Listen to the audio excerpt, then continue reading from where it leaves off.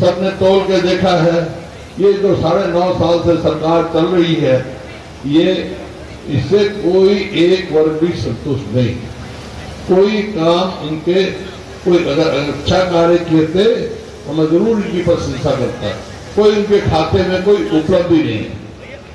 जैसा अगर इन्होंने बताया, एक पोल मेट्रो का नहीं लगाया 9.5 साल में, 1 इंच रेलवे लाइन नहीं बनाने का काम किया, और 1 यूनिट बिजली नहीं बनाई, एक बड़ी यूनिवर्सिटी नहीं बनाई, एक बड़ा मेडिकल कॉलेज नहीं बनाया, एक भी नहीं बनाया। हमने सब जगह ही किया। आपका मेरे को याद है जब मेरे दलाल साहब ने यहाँ मेरे को बुलाया था, इन्होंने पहली बात ये कही थी कि पलवल को जिला बनाओ, और वहीं हमने कह दिया था, दलाल साहब ने कहा तो जिला बनेगा। फिर जिला बन गया तो कहने लगे भाई सबसे खूबसूरत ये जिले का सेक्रेटरीट होना चाहिए, बढ़िया होना चाहिए, इसमें भी कोई डर आए नहीं। सारे हरियाणा में घूमो, जितने नए जिले बने सबसे बढ़िया सेक्रेटरीट आप कि 2022 तक हम किसान की आमदनी दोगुनी कर देंगे, वायदा था इनका। अब है 2024, तो भाई आमदनी तो दोगुनी नहीं हुई किसान की, अब होगी? आप बताओ, होगी क्या दोगुनी आमदनी? आमदनी तो दोगुनी नहीं हुई, लेकिन लागत कई गुना बढ़ गई। देखो 2014 में डीजल का क्या भाव था, खाद का क्या भाव था, कीटनाशक दवाइयों क्या भाव था, कोई टैक्स नहीं था 11 मई पे किसान को, और डीजल पे 9% था, तो इन्होंने आज 18% कर दिया। जहां से कहां पहुंच गए, लागत तो कई गुना बढ़ा दी, आमदनी का अंतर। अब कह रहे, आज अखबार में पढ़ रहा था कि हम सारी फसलों के एमएसपी देंगे, मुख्यमंत्री ने कहा। अरे क्या झूठ बोलते हो भाई, पीछे 14 फसलों का कहा था हमने, कभी कुछ कहा। मैं पूरे हरियाणा में घूमता हूँ, कब सबको एमएसपी मिली? परेशानी के सिवाय कोई काम नहीं। मेरी फसल मेरा गौरव एक पोर्टल चला दिया, किसान अपनी फसल निकाले, खेत में बैठा है, ऊपर राम बरसन में हो रहा है, और वो जिससे मेरे नंबर आया राम बरस। कहाँ किसान की बात?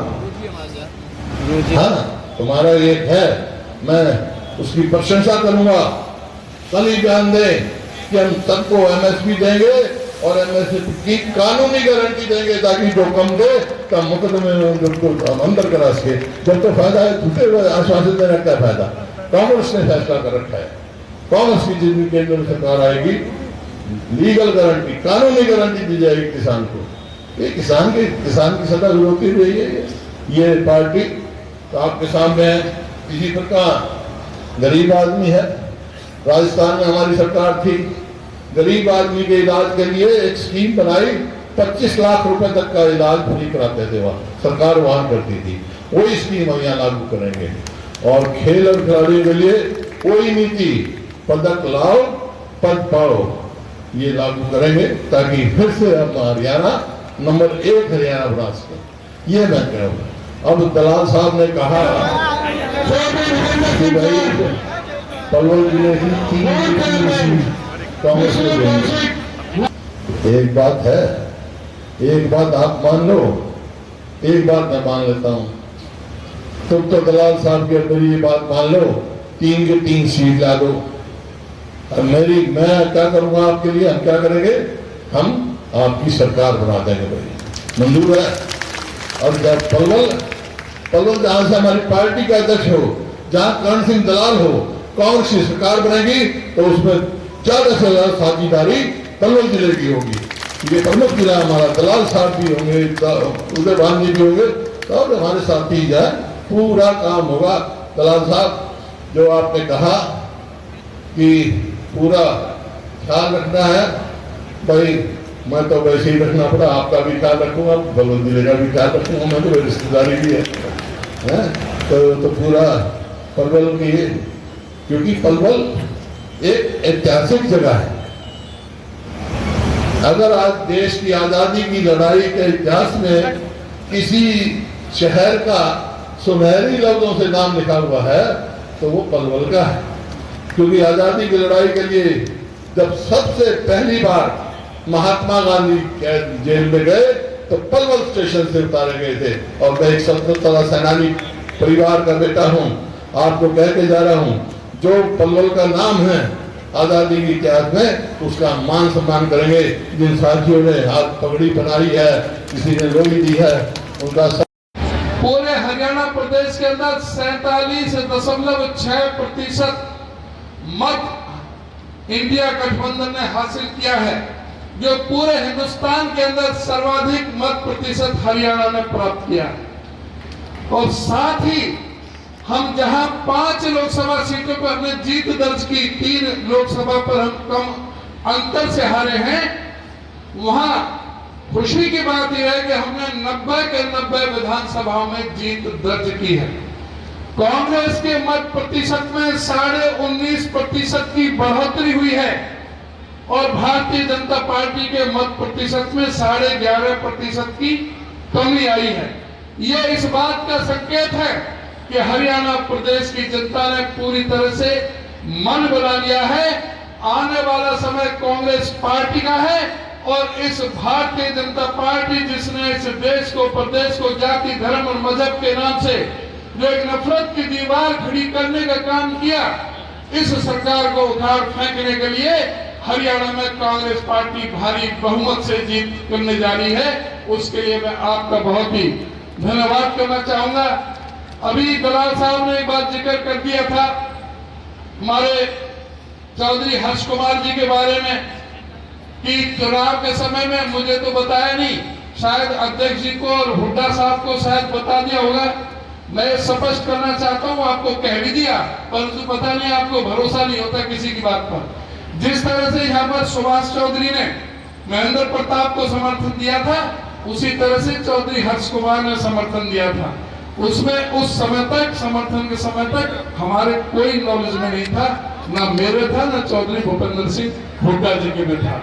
लेकिन ये हम सबके लिए खुशी की बात है, हमारे पार्टी के लिए बात, ये उत्साह की बात है, हम सबके लिए ये गौरव की बात है कि दो जो यहाँ पर जो मजबूत लोग थे हमारे से नेता इस इलाके में, उन्होंने कांग्रेस पार्टी को समर्थन देने का काम किया और उससे पार्टी को बल मिला, पार्टी को शक्ति मिली।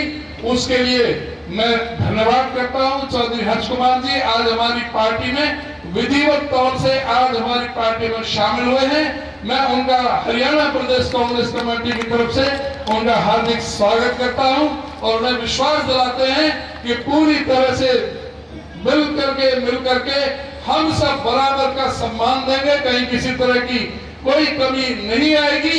लेकिन टिकट एक को मिलेगी, टिकट एक को मिलेगी। जिसको राहुल गांधी की टिकट हो, खड़गे जी की टिकट हो, उसको एमएलए बना देना, ये हमारा कहने का मतलब है। और कोई भी है, चाहे होडल हल्का है, चाहे पलवल है, चाहे हतीन है, चाहे 90 के 90 हल्कों में जो कांग्रेस का टिकट लेकर के आए, उसको जिताने की जरूरत है। आज जो पूछने की जरूरत है कि किस तरह से भारतीय जनता पार्टी ने जिस तरह से हरियाणा में निरंकुश होकर के 10 साल का शासन किया, उसका हमने हरियाणा प्रदेश कांग्रेस की तरफ से हरियाणा मांगे हिसाब अभियान शुरू किया है। हम टोल लेकर के भी जाम में फंसते हैं, बीजेपी की सरकार ने हमारा कुछ नहीं किया। मेट्रो का वायदा किया, उसका वायदा पूरा नहीं किया। गांवों की हालत यह है कि ट्रांसफार्मर जल जाते हैं, गांव वाले आगे पीछे घूमते रहते हैं, उनके ट्रांसफार्मर नहीं बदले जाते, नए ट्यूबवेलों के कनेक्शन नहीं दिए जाते और जो हमारे गांवों में गरीब लोगों के मकानों के जो पैसे थे वो पूरे नहीं दिए जाते, जो किसानों की फसल आती है उसका उचित मूल्य नहीं मिलता है।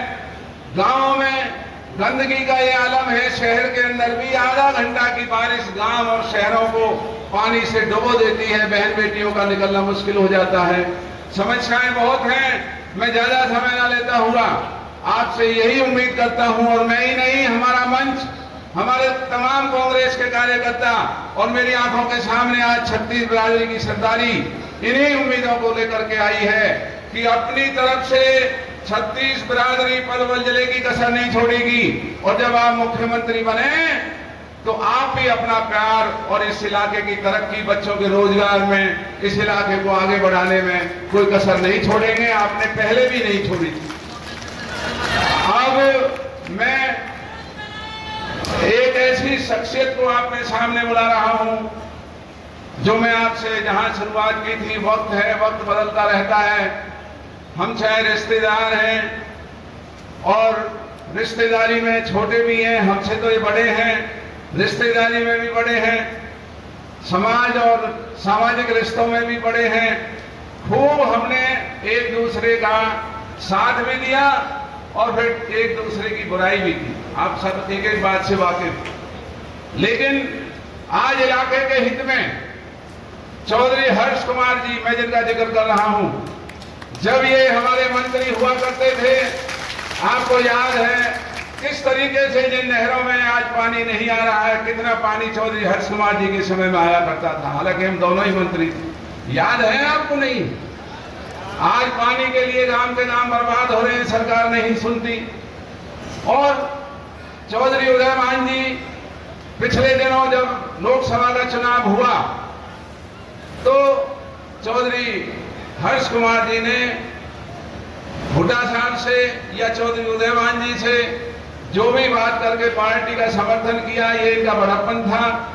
और ये इलाका जानता है कि चौधरी हर्ष कुमार जी, उनकी जो शख्सियत है, उससे, इनके सहयोग से किस तरीके से होडल में, हतीन में और इलाकों में भी कांग्रेस पार्टी को मदद मिली है।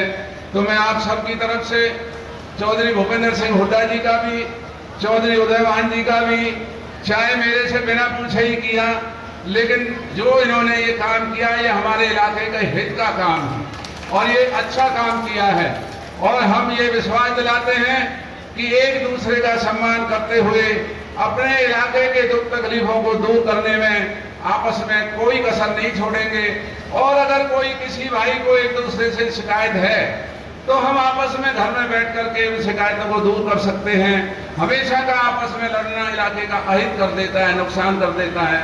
तो अब मैं चौधरी हर्ष कुमार जी से निवेदन करूंगा कि वो आए और अपनी बात आपके सामने रखें। भाई, आप सभी का बहुत बहुत शुक्रिया और बहुत बहुत धन्यवाद। देखो, कहने के लिए तो दलाल साहब ने सारी बात कह दी और पहले मेरे साथियों ने सारी बात कही। दो बात है भाई सरदार, बहुत से लोग कांग्रेस पार्टी में शामिल हुए, जेजेपी छोड़ के, लोकदल छोड़ के कांग्रेस में मंच पर, मैं भी उनमें से ही हूं। हम सब कभी कांग्रेसी थे, बीच में कारण थे, कोई बात थी, छोड़ के चले गए, फिर आ गए।